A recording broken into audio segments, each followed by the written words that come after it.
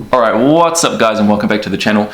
Wanted to jump in quickly for a video. I'm going to be releasing a couple of these, all focused around my sort of first thoughts and reviews of the heroes from Bright Lights, the new full Mechanologist set that we'll be releasing next week. I'm recording this on my Saturday, so basically Friday everywhere else in the world.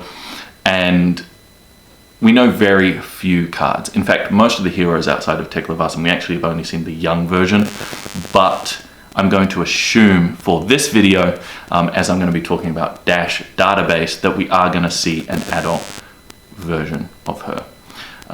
But I did want to mention also that Matt and I were lucky enough to receive a spoiler for this set from LSS. Really grateful that they continue to include us in spoiler season. It's a ton of fun.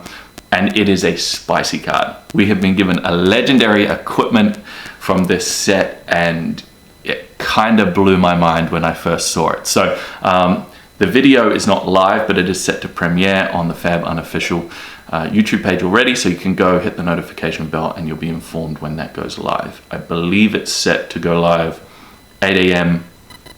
Monday morning, so the 24th New Zealand time, which is 3 p.m. Sunday 23rd Eastern Standard Time.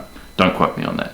Living in the future can be hard. But yes, go hit the notification bell. It's a hell of a card, and we have some fun chats. And also, we battle it off to see who gets to take home the Cold Foil, which was a lot of fun.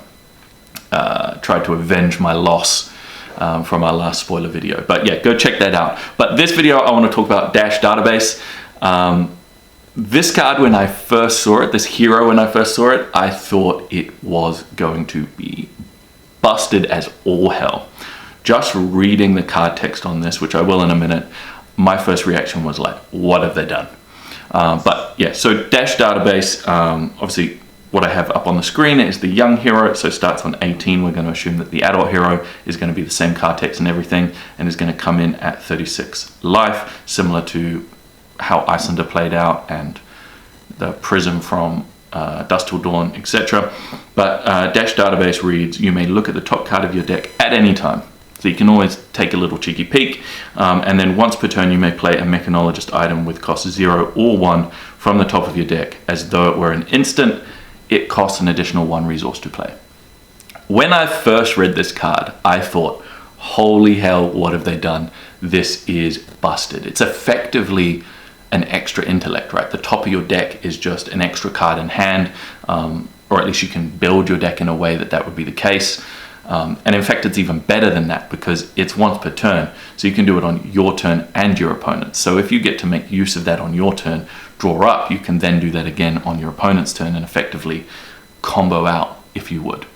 Amass this huge array of items on board and some unbreakable board state and just go crazy. Yeah, some absolute combo-licious fun, if you would. But I've had a couple days since this was spoiled to sort of mull over it, and I've come down a little bit on it. I think there was a massive overreaction, and probably what a lot of people have done. But the key, and again, I'm going off what I know and the cards I know. Of course, we're going to see more items, but the old Dash, at least the item plan for the old Dash, was built around 2 cost items, right? Induction Chamber, Plasma Purifier. That was the board state it was looking to set up.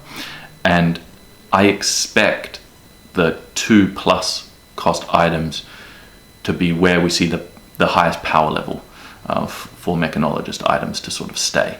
Which means that Dash Database's ability is not going to be able to cast those, right? Which means the best items we know so far, you can't even use with this ability. And I expect that's why they've specifically put 0 or 1 in order to steer the game plan in a different direction than what the old, sorry, turn off that alarm, what the old Dash hero was doing. And I wouldn't think they'd be silly enough to print anything too powerful at that 0 or 1 cost item ability. So I think it's going to be something that, because you can play on your opponent's turn, because you effectively can get an extra card or 2, probably more like 4 or 5 or 6 across the game, that's why you're starting on fewer life, and not because you're some sort of Kano combo deck, right?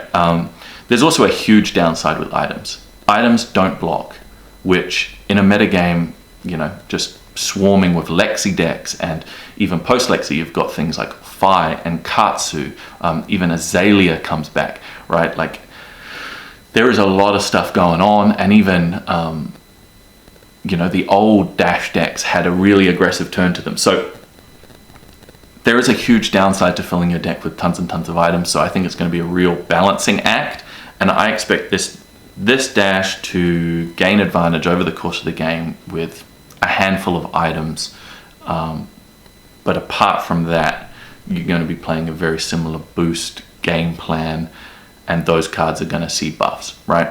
Think Hyperdriver. Really, really good card if you can play it from the top of your deck, especially the red. It's effectively one card and you bank 3 resources. Awesome.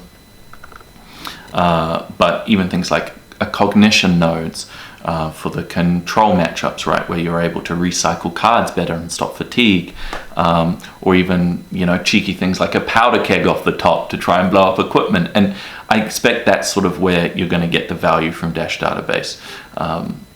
But yeah, I would give this hero still an 8 out of 10. I do think it's going to see a ton of play. Dash is obviously very, very popular, and maybe the best card in Teklo Core is wildly playable with this, right? Like a Teklo Core for 1 off the top that's going to give you 4 resources over the course of 2 turns. Very, very, very strong. So yeah, I give it an 8 out of 10.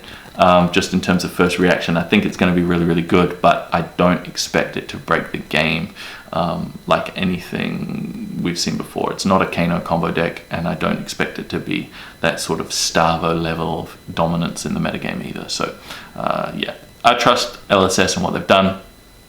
Real, like, double thumbs up for flavor, but in terms of power level, I'm actually looking at some of the other heroes in this set rather than Dash, but we will get to that in a couple of the other videos. But yeah, thanks for joining me.